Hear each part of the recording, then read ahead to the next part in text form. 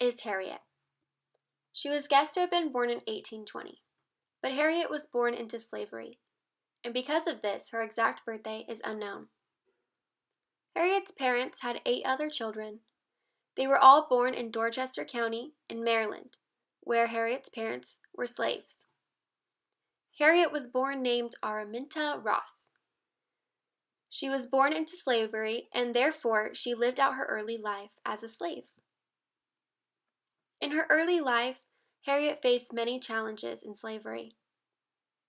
For example, she was separated from her siblings at a young age, and she was also treated very poorly by her slave owner. In 1844, Harriet married a man named John Tubman, changing her last name to make her Harriet Tubman, the woman we all know today. Harriet's husband was a free slave living in Maryland, and it was common in this time period for free and enslaved African Americans to be married. However, Harriet had to continue in slavery for the next few years. It wasn't until 1849 when Harriet bravely chose to escape from slavery through traveling the Underground Railroad. Harriet headed to find freedom in the North. Harriet did in fact make it to a free state in the North, but rather than living out her life in safety, she chose to go back and help others who were just like her.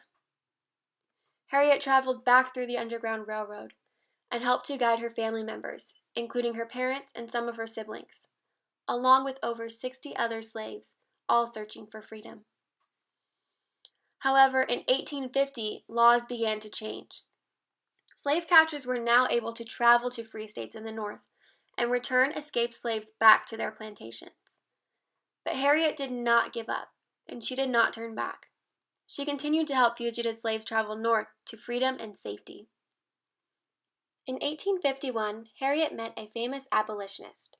An abolitionist is someone who was against the practice of slavery. His name was John Brown.